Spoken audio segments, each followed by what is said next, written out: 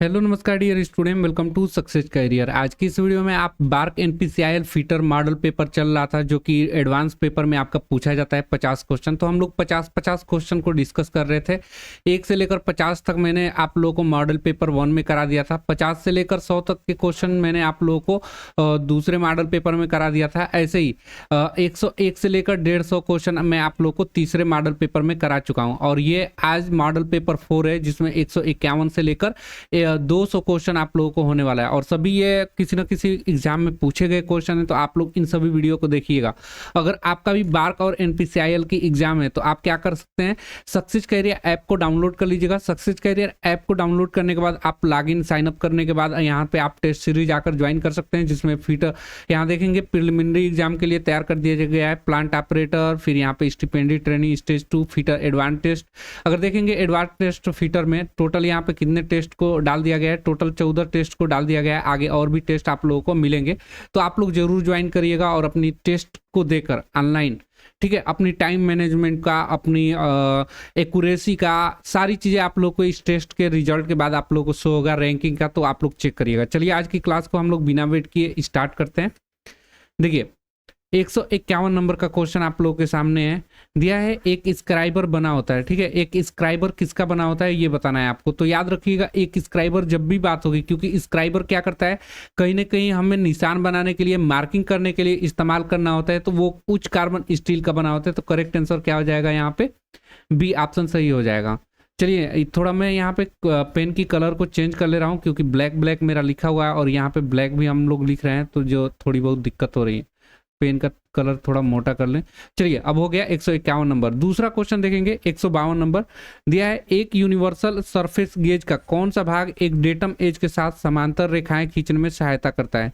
ठीक है, तो एक यूनिवर्सल सरफेस का कौन सा भाग जो होता है, जो डेटम एज के साथ समांतर रेखाएं खींचने में सहायता करता है, तो वो होता है गाइड पिन। करेक्ट आंसर क्या हो जाएगा यहाँ पे, गाइड पिन होती है जो यूनिवर्सल सरफेस गेज का, वो डेटम के साथ समांतर रेखाएं खींचने में प्रयोग किया जाता है। देखिए 153 नंबर का क्वेश्चन देख लेते हैं। दिया हुआ है इनमें से कौन सा धातु सबसे हल्का होता है। तो आपको पता है कि सबसे हल्का धातु कौन सा होता है, तो एल्युमिनियम होता है। करेक्ट आंसर क्या हो जाएगा, सी वाला ऑप्शन सही हो जाएगा। चलिए नेक्स्ट क्वेश्चन पे बढ़ते हैं। सबसे हल्का धातु याद रखिएगा एल्युमिनियम होता है। अगर पूछा जाए मूर्खों का सोना क्या होता है, तो प्लेटिनम को मूर्खों का सोना कहते हैं, प्लेटिनम। ये भी याद रखिएगा, काफी इंपॉर्टेंट क्वेश्चन है प्लेटिनम वाली। अगला क्वेश्चन देखिएंगे, दिया हुआ है कोल्ड चीजल में कार्बन की मात्रा कितनी होती है। तो कोल्ड चीजल में याद रखिएगा कार्बन की जो मात्राएं होती है वो 1% से लेकर 1.2% तक कोल्ड चीजल में कार्बन की मात्रा होती है। इस प्रकार सी ऑप्शन बिल्कुल करेक्ट आंसर हो जाएगा। नेक्स्ट क्वेश्चन बढ़ते हैं। देखिए दिया है कि नीचे दिए गए चित्र में क्रॉस पिन हैमर की पहचान करें। तो क्रॉस पिन हैमर आपको बताना है, तो क्रॉस पिन हैमर इसमें क्या हो जाएगा, सी वाला पार्ट सही हो जाएगा। यहाँ पे अब आप कहेंगे बी वाला पार्ट क्यों नहीं सही होगा क्रॉस पिन हैमर में, तो याद रखिएगा जब हम लोग यहाँ पे, मैं थोड़ा मिटा के आप लोगों को समझाता हूँ। क्रॉस पिन हैमर यहाँ पे बी और सी गलत, एग्जाम में अगर आपका आ जाएगा तो क्वेश्चन गलत करके आएंगे, तो कैसे ध्यान देंगे।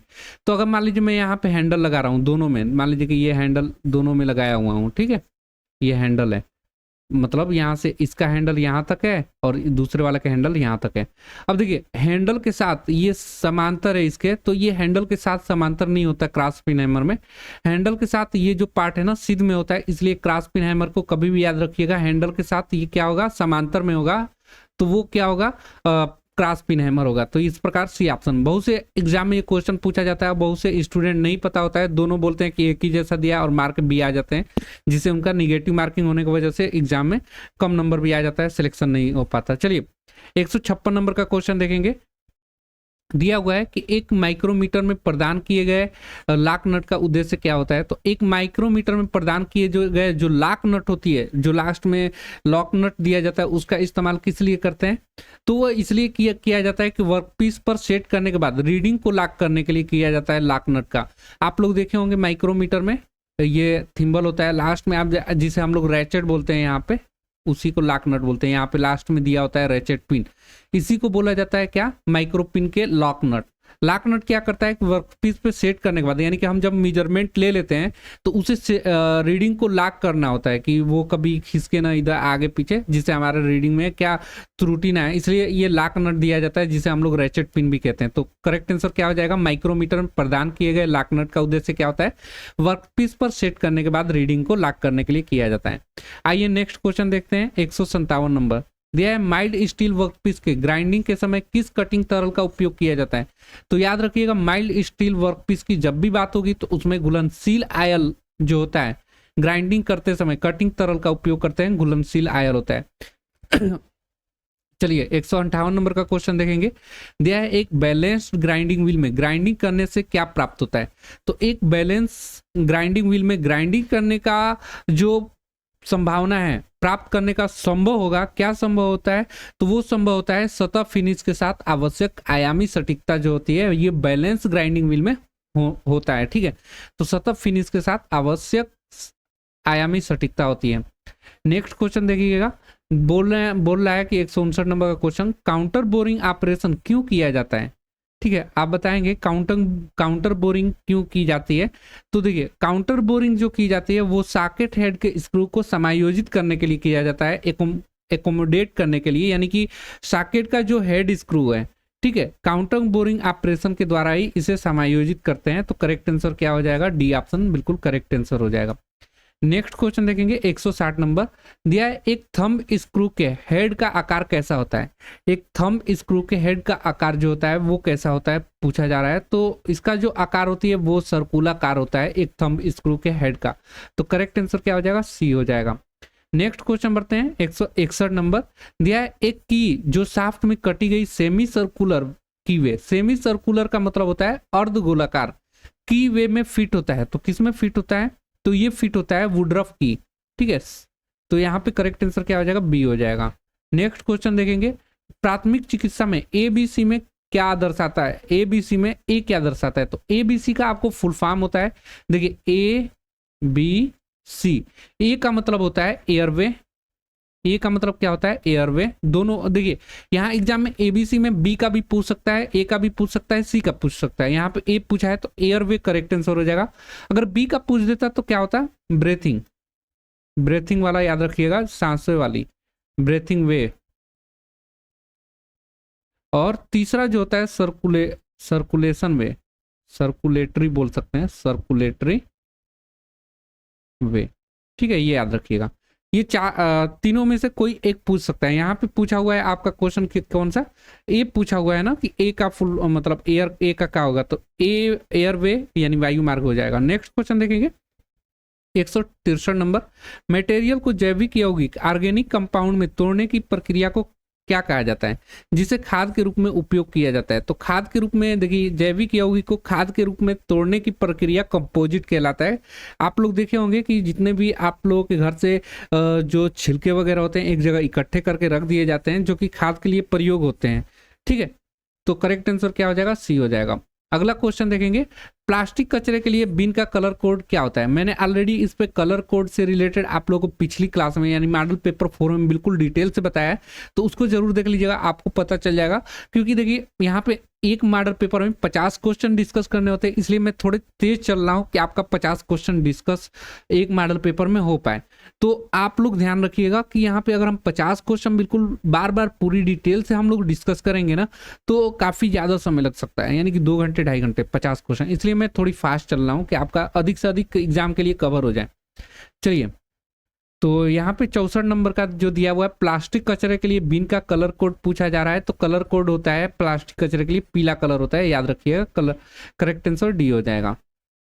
अगला क्वेश्चन, नीचे चित्र में एक्स के मार्क में मार्क किए गए पार्ट का नाम बताना है। ये वाले पार्ट का आपका नाम बताना है।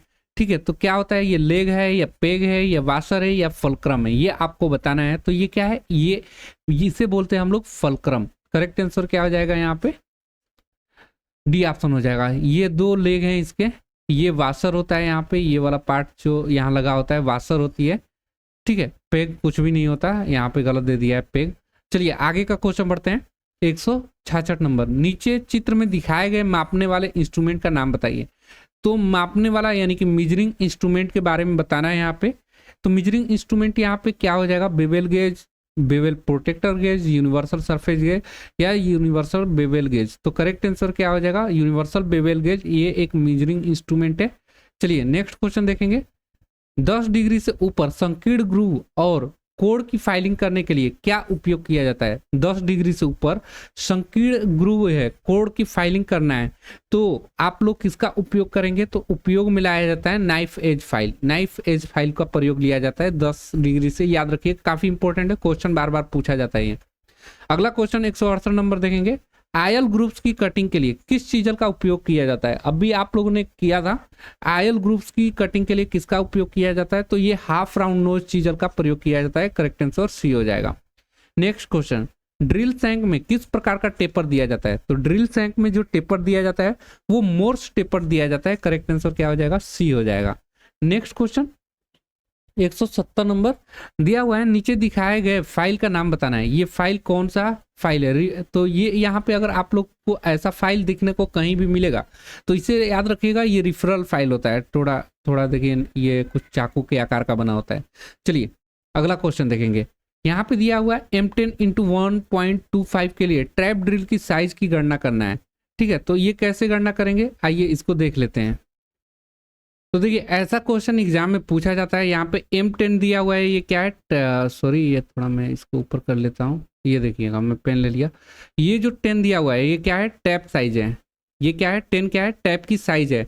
और ये क्या है? तो ये पिच की साइज है ना, पिच। और ये किस में दिया हुआ है? सब mm में दिया हुआ है ना, मिलीमीटर में दिया हुआ है। आपका मिलीमीटर में ही आंसर आएगा। और पूछा क्या जा रहा है? Tap drill size, tap drill size. तो आइए निकालते हैं इसको। देखिए निकालने के लिए आपको फार्मूला पता होना चाहिए ट्रैप ड्रिल साइज की।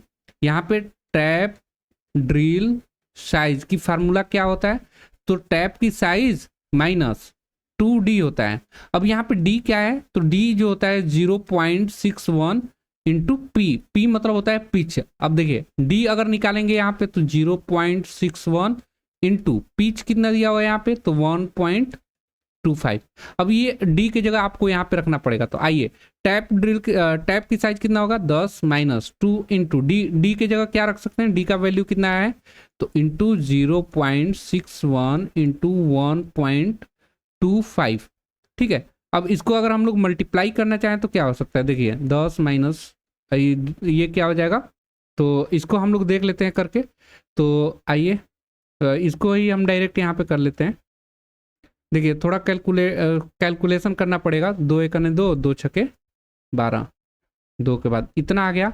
अब देखिए मैं यहाँ पे मल्टीप्लाई कर रहा हूँ 1.25 में 1.22 में। ठीक है, यहाँ पे पॉइंट लगा हुआ है, यहाँ पे पॉइंट। अब देखिए 2 5 10, 2 दूनी 4 1 5, 2 एकने 2, फिर 2 5 10, 2 दूनी 4 1 5, 2 एकने 2, फिर यहाँ पे 5 2 1। अगर हम लोग ये 0 5 और 5 5 10, 2 12 के 2 हासिल लगा 1, 2 2 4 1 5, फिर 1।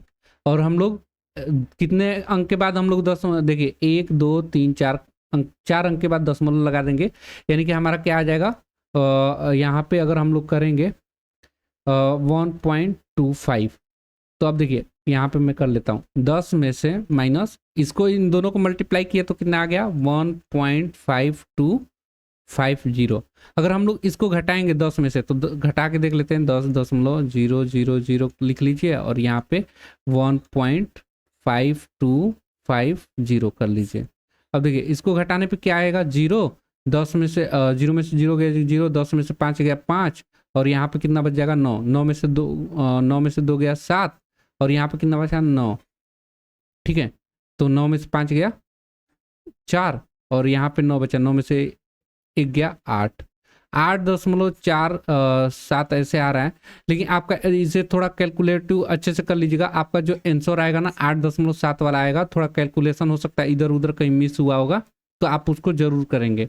ठीक है, 8.7 वाला आंसर यहाँ पे करेक्ट होना चाहिए। 1 मिनट, नहीं 8.7 वाला नहीं, 8.8 वाला करेक्ट होना चाहिए ना। मैं इसको करके दिखाऊं अगर कहेंगे तो दोबारा कर लेंगे, लेकिन ये फार्मूला आपको याद रखिएगा, यही फार्मूला पे आपका निकलेगा। एक बार और ट्राई कर लीजिएगा, कहीं हो सकता है इस पॉइंट वाले कैलकुलेशन में दिक्कत हुई होगी। चलिए 172 नंबर का क्वेश्चन देख लीजिए। माइक्रोसॉफ्ट के कार्य करने का सिद्धांत, यहाँ पे कमेंट बॉक्स में जरूर बताइएगा 171 का आपका आंसर कितना है। वैसे में करेक्ट आंसर यहाँ पे 8.8 आने वाला है। अगला देखिएगा, माइक्रोमीटर के कार्य करने का सिद्धांत क्या है, ये पूछा जा रहा है। माइक्रोमीटर का कार्य करने का सिद्धांत क्या है? तो माइक्रोमीटर का कार्य करने का सिद्धांत जो है वो स्क्रू और नट पे काम करता है। माइक्रोमीटर अंदर क्या होती है, स्क्रू कटा होता है, जो कि हम लोग थिम्बल को घुमाते हैं तो आगे पीछे जाता है अपने पिच के बराबर, और नट स्क्रू नट के सिद्धांत पे कार्य करता है, ये याद रखिएगा। अगला क्वेश्चन 173 नंबर दिया है, डेप्थ माइक्रोमीटर द्वारा गहराई की विस्तृत श्रृंखला वाइड रेंज को कैसे मापा जा सकता है ना, ये पूछा जा रहा है। तो कैसे मापा जा सकता है? तो एक्सटेंशन रॉड के एक सेट में लैस करके हम लोग डेप्थ माइक्रोमीटर द्वारा गहराई की विस्तृत श्रृंखला को माप सकते हैं। ठीक है, एक्सटेंशन रॉड आती है जो कि डेप्थ माइक्रोमीटर में यूज करके हम लोग अधिक गहराई को भी माप सकते हैं। आगे आइए, नीचे दिया गया है, नीचे दिखाए गए इंच माइक्रोमीटर की रीडिंग याद करना है। यहाँ पे इंच माइक्रोमीटर दिखाया गया है, इसी की रीडिंग आप लोगों को बताना है। तो देखिए, इसको हल करने के लिए आपको थोड़ा कंसंट्रेशन होना पड़ेगा, क्योंकि आप लोग पता नहीं इस कॉलेज में किए हो कि नहीं, टीचर आपके बताए होंगे तो आप आसानी से ये क्वेश्चन समझ सकते हैं, लेकिन मैं अपनी पूरी 100% दूंगा आपको समझाने में, और आपको समझ में भी आएगा। तो थोड़ा गौर से देखते रहिएगा इसको। देखिए, ये है हम लोग को यहाँ पे क्या ज्ञात करना है। एक मिनट मेरा, हाँ अब मैं इसको पेन ले लूँ।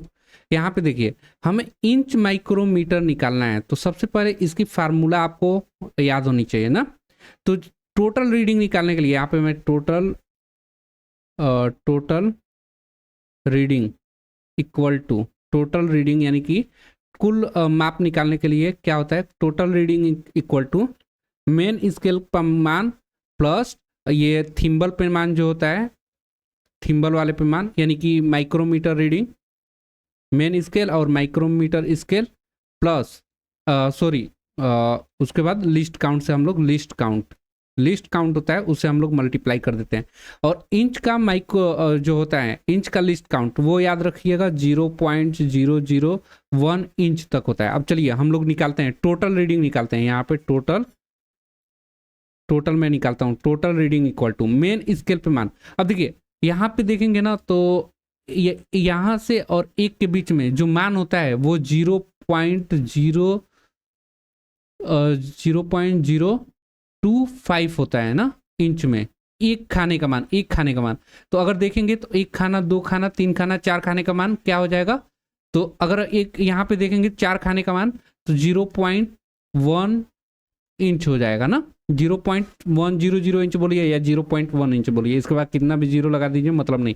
तो अगर देखेंगे यहाँ से लेकर यहाँ तक 0.1 inch, 0.2 inch, 0.3 inch, 0.4 inch, 0.5 inch, 0.6 inch, 0.7 inch, यानी कि मेन स्केल पे रीडिंग कितना आ गया, 0.7 इंच आ गया ना। इसके बाद हम लोग 0 लगा लीजिए, कोई बात नहीं होगा। मैं यहाँ पे 3 अंक तक लिख रहा हूँ ना, क्योंकि हमारा जो लिस्ट काउंट की भी मान है ना वो 3 अंक तक ही है, इसलिए मैं बोल रहा हूँ। अब देखिए उसके बाद यहाँ पे ये हो गया, अब मैं मिटा रहा हूँ। ये तो मेन स्केल पे हमने मान निकाल लिया। अब दूसरा देखेंगे, क्या करेंगे दूसरे वाले में। अब देखिए इसके बाद यहाँ तक तो निकाल लिया, लेकिन इसके बाद हमारे पास देखिए कितने और बच रहे हैं, 1, 2 और 3, ये तीसरे नंबर पे बच रहा है ना। 7 तक तो निकाल लिया, लेकिन उसके बाद कितने खाने बच रहे हैं, 1, 2, 3। अभी मैं बताया हूँ एक खाने का मान कितना होता है, एक खाने का मान अभी आप लोगों को बताया था 0.025। तो ऐसे ही अगर मान लीजिए कि अगर हमें इसको निकालना है, ठीक है, 3 खाने का, तो 3 खाने का मान कितना हो जाएगा, 3 से इसमें मल्टीप्लाई कर दीजिए, तो 25 या 75 होता है, यानी कि हमारा मान कितना आ जाएगा, 0.075 इंच निकल कर आ जाएगा। देखिए यहाँ पे 3 से मल्टीप्लाई करेंगे 75 होगा ना, तो 0.75 हो गया 3 खाने का मान। ये देखिए 7 तक तो हमने निकाल लिया। देखिए एक है ना, तो एक का मतलब यहाँ पे हो गया, यहाँ से 0 से 1 तक 0.1 इंच, 0.2 इंच मेन स्केल का है, मेन स्केल पे ही अभी निकाल रहे हैं हम लोग। उसके बाद यहाँ पे 1 खाना, 2 खाना, नीचे की तरफ 3 खाना, तो 3 खाने का मान कितना हो गया, 1 खाने का मान कितना 0.025, तो 3 खाने का मान 0.075 हो गया ये। अब देखिए, अब यहाँ पे थिम्बल पे हम लोगों को रीडिंग निकालना है। तो आपको पता है कि थिम्बल पे टोटल 25 डिवीजन कटे होते हैं। कितना 25 डिवीजन, 0 से लेकर 25 डिवीजन तक कटा होता है। तो अब देखिए, एक डिवीजन का मान यानी कि इसके एक डिवीजन का मान ये और ये कितना होता है, वही लिस्ट काउंट होती है, यानी कि 0.001 इंच के बराबर होता है। अब देखिए टोटल कितना मिल रहा है, ये वाला मेन स्केल पे ये किस वाले टर्म पे मिल रहा है, किस लाइन पे मिल रहा है। तो देखिए इसको हम लोग गिन कर देख लेते हैं। अभी मैं आप लोगों को गिनवा दे रहा हूँ, आपका रीडिंग निकालने आ जाएगा, इंच में पूछेगा। तो ये हो गया 10 यहाँ पे है ना बड़ा वाला, फिर उसके बाद 11, 12 नंबर वाला यहाँ पे क्या कर रहा है, लाइन मिल रहा है किससे, मेन स्केल के और मेन लाइन से मिल रहा है। तो यहाँ पे देखेंगे, देखिए 10, 11, 12। अब 12 को आपको क्या करना है, लिस्ट काउंट में मल्टीप्लाई करना है ना। 12 को क्या करना है, अब यहाँ पे देखेंगे, ये थिम्बल वाला स्केल था ना, थिम्बल स्केल, तो थिम्बल वाले पे स्केल कितना आ रहा है, थिम्बल पे तो 12 आ रहा है। ठीक है, ये वर्क क्यों ना है, हाँ 12 आ रहा है। अब देखिए 12 आ रहा है और लिस्ट काउंट कितना दिया हुआ है, तो लिस्ट काउंट यहाँ पे 0. ये क्या हो रहा है यार, मेरा पेन 0.001 इंच। अगर इसको हम लोग मल्टीप्लाई करेंगे तो कितना आ जाएगा, 0.012 इंच आ जाएगा। इसको हम लोग करेंगे तो मल्टीप्लाई। अब आगे तो अब इसको भी आप लोग लिख लीजिए 0.012 इंच। अब इसको सबको ऐड कर लीजिए तो टोटल रीडिंग आपका निकल कर आ जाएगा। देखिए 5 2 7, 7 1 8, फिर ये 7.0, यानी कि 0.787 इंच में आया है। थोड़ा इंच वाली रीडिंग हार्ड होती है। तो देखिए बी वाला ऑप्शन आपका यहाँ पे करेक्ट हो रहा है ना, बी वाला ऑप्शन बिल्कुल करेक्ट हो रहा है, तो बी ऑप्शन सही हो जाएगा।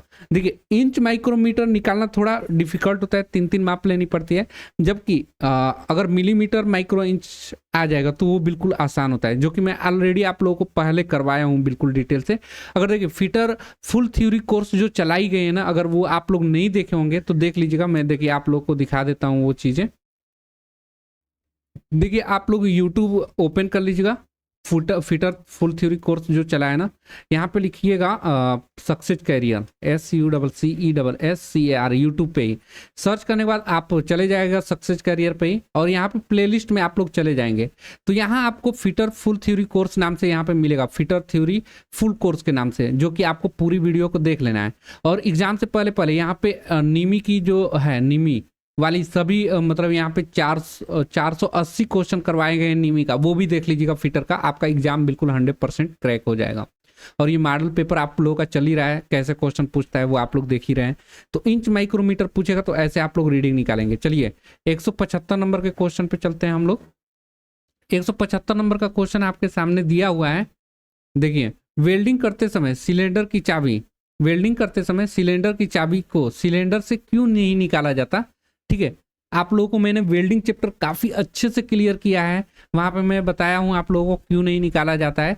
तो आग लगने की स्थिति में जल्दीबाजी में बंद करने के लिए उसमें की को लगा देते हैं, यानी कि चाबी को उसी के अंदर रहने देते हैं, क्योंकि आग लग जाएगा तो हम लोग चाबी खोजते रह जाएंगे तो आग और ज्यादा बढ़ जाएगा और दुर्घटना हो जाएगी। इसलिए वेल्डिंग करते समय सिलेंडर की चाबी को सिलेंडर में ही क्यों नहीं निकाला जाता है, तो नहीं निकाला जाता है आग लगने की स्थिति में जल्दी बंद करने के लिए, इसीलिए नहीं निकाला जाता है। ठीक है, बाकी मैंने वेल्डर चैप्टर आप लोग को काफी अच्छे से क्लियर किया है, आप फिटर थ्योरी फुल कोर्स में देख लीजिएगा। चलिए आगे का क्वेश्चन बढ़ते हैं। 176 नंबर का क्वेश्चन आप लोगों के सामने दिया हुआ है। रेगुलेटर को कनेक्ट करने से पहले कंप्रेस गैस सिलेंडर के वाल्व को थोड़ा खोलना और फिर बंद कर देने की प्रक्रिया को क्या कहा जाता है। बहुत ही अच्छा क्वेश्चन है और इंपॉर्टेंट करते हैं क्वेश्चन है। देखिए रेगुलेटर को कनेक्ट करने से पहले कंप्रेस्ड गैस सिलेंडर के वाल्व को थोड़ा खोलना और फिर बंद कर देने की क्रिया क्या कहलाती है, क्रैकिंग कहलाती है, क्रैकिंग। तो क्रैकिंग वाला ऑप्शन आपका सही हो जाएगा, यानी कि ए ऑप्शन बिल्कुल सही हो जाएगा। चलिए नेक्स्ट क्वेश्चन बढ़ते हैं। 177 नंबर का क्वेश्चन दिया है, रिवेटिंग के लिए काउंटर सिंकिंग का कोड कितना होता है। बहुत ही एग्जैक्ट क्वेश्चन ये पूछता है, तो बस आपको याद रखना है कि एग्जैक्ट वैल्यू आपको याद रखना है। रिवेटिंग के लिए काउंटर सिंकिंग का जो मान होता है वो कितना होता है, तो वो होता है 75 डिग्री के। ठीक है, तो आपको ये ऑप्शन सही हो जाएगा। नेक्स्ट 178 नंबर का क्वेश्चन देखेंगे। दिया थ्रेड पर मार्क किए गए एक्स का तत्व का नाम बताना है। अब देखिए एक्स का यहाँ पे मान दिया हुआ है ना, तो आप देखेंगे ये क्रेस्ट यानी कि शिखर से शिखर की दूरी, क्रेस्ट इसे बोलते हैं, और ये रूट होता है, ये वाला रूट होता है। तो या तो क्रेस्ट से क्रेस्ट के बीच की दूरी क्या कहलाता है, पिच कहलाता है। क्या कहलाता है, पिच कहलाता है। या अगर आपका दे दे रूट से रूट, यहाँ रूट है और यहाँ रूट है, रूट से रूट के बीच की दूरी भी बोल दे तो इसे भी पिच कहते हैं। तो पिच यहाँ पे करेक्ट आंसर हो जाएगा।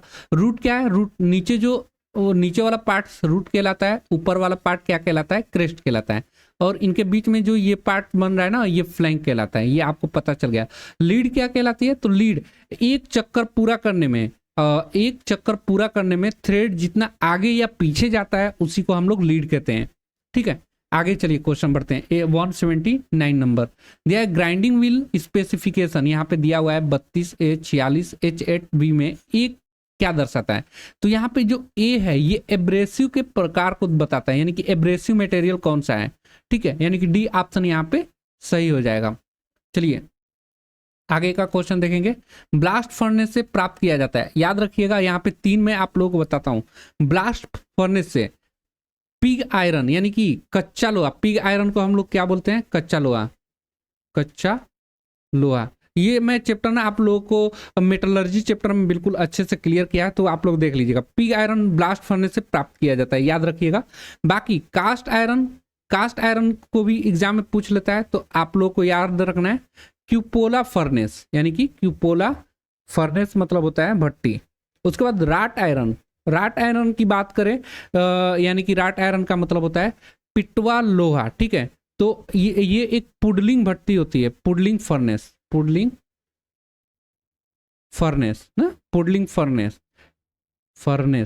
ये तीनों क्वेश्चन काफी इंपॉर्टेंट है, तो ये तीनों याद रखिएगा। जब भी बोले ब्लास्ट फर्नेस से क्या प्राप्त होता है, तो पिग आयरन यानी कच्चा लोहा प्राप्त होता है। या पूछ दे पिग आयरन किससे प्राप्त किया जाता है, कौन से फर्नेस से, तो ब्लास्ट फर्नेस से। ऐसे ही पूछ देगा कास्ट आयरन किस फर्नेस में तैयार किया जाता है, क्यूपोला फर्नेस। ये आपको सभी याद रखने हैं, इंपॉर्टेंट टर्म है, आप पूछते भी हैं।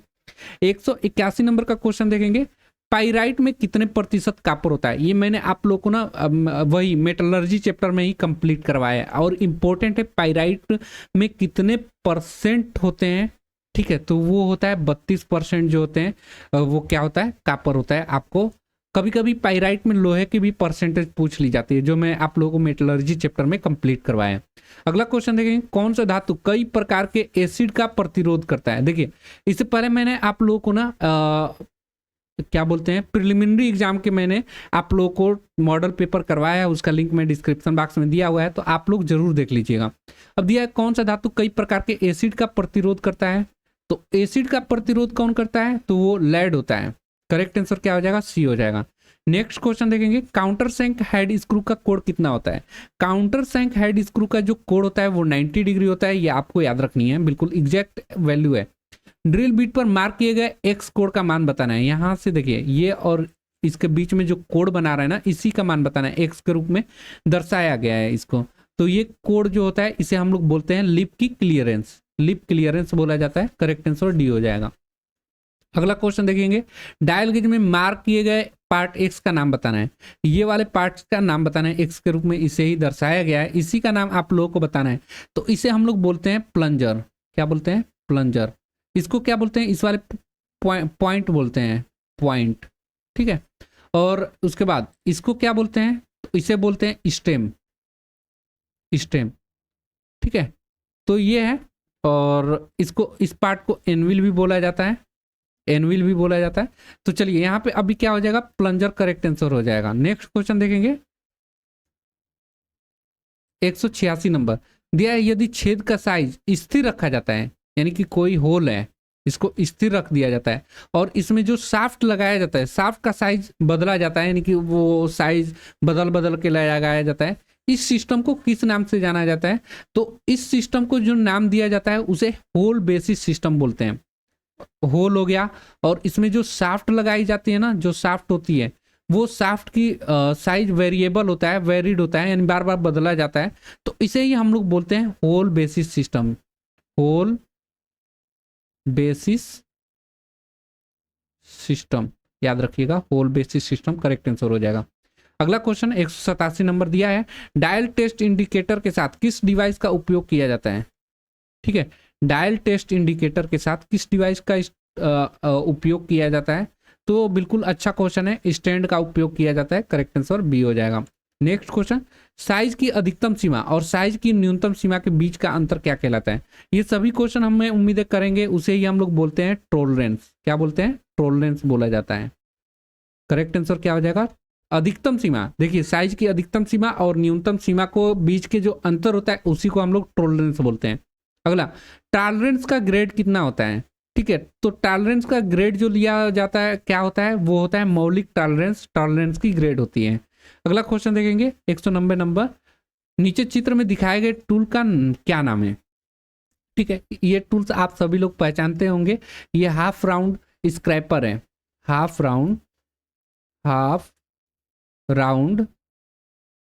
ROUND round scraper SCRAPPER scraper. Scraper क्या करता है कि लोहे को खुरूच कर जो भी उसके ऊपर स्पाट रहते हैं उसको साफ किया जाता है। तो हाफ राउंड स्क्रैपर आप लोगों को चित्र में दिखाया गया है। अगला, lever type dial test indicator में मार्क किए गए पार्ट एक्स का नाम बताना है। यहाँ पे देखिए, यहाँ पे ये वाला पार्ट जो दिखाया गया है ना, ये lever type dial test indicator में ये वाले पार्ट्स का आपको नाम बताना है। तो ये कौन सा पार्ट है? तो ये इसे हम लोग बोलते हैं स्टाइलस। करेक्ट आंसर क्या हो जाएगा? स्टाइलस करेक्ट आंसर हो जाएगा। नेक्स्ट क्वेश्चन देखिए, यहाँ पे 30H7G6 का क्या दर्शाता है? ये क्या दर्शाता है? तो ये जो दर्शाता है वो फिट को दर्शाता है। करेक्ट आंसर ये हो जाएगा, ये फिट को दर्शाता है। अगले क्वेश्चन पे चलते हैं। डायल टेस्ट इंडिकेटर का कौन सा भाग रीडिंग इंगित करता है? बहुत ही अच्छा क्वेश्चन है। डायल टेस्ट इंडिकेटर में रीडिंग को इंडिकेट करता है, इंगित करता है एनविल, प्लंजर, स्टेम या पॉइंटर। ठीक है, तो कौन करता है? पॉइंटर जो होती है ये रीडिंग के डायल टेस्ट इंडिकेटर में रीडिंग को ही क्या करता है? इंडिकेट करता है। अब यहाँ पे ध्यान देखिए, पॉइंटर ही क्यों? जब तक हम लोग पॉइंटर को किसी भी चीज पे नहीं रखेंगे तो वो रीडिंग ही नहीं बताएगा, इसलिए यहाँ पे पॉइंटर करेक्ट आंसर हो जाएगा। अगला क्वेश्चन देखेंगे 194 नंबर दिया हुआ है, स्क्रू जैक में किस प्रकार के थ्रेड का उपयोग किया जाता है? स्क्रू जैक में किस प्रकार के थ्रेड का उपयोग किया जाता है? तो एक वेयर थ्रेड का उपयोग किया जाता है स्क्रू जैक में, याद रखिएगा। नेक्स्ट क्वेश्चन देखेंगे, मार्क एक्स के रूप में पार्ट का नाम बताना है। यहाँ पे एक्स के रूप में पार्ट, यहाँ पे ये वाला पार्ट दिखाया गया है। यहाँ पे देखेंगे दो प्रकार की राड को प्रयोग करते हैं। ठीक है, दोनों राड आपको पता होना चाहिए। दोनों राड क्या पता होना चाहिए? जो नीचे वाला पार्ट होता है, नीचे वाला राड होता है, उसे हम लोग फीड शाफ्ट बोलते हैं। फीड शाफ्ट, दो तरह के शाफ्ट इस्तेमाल किया जाता है। तो फीड शाफ्ट। ऊपर वाला क्या होता है? तो लीड स्क्रू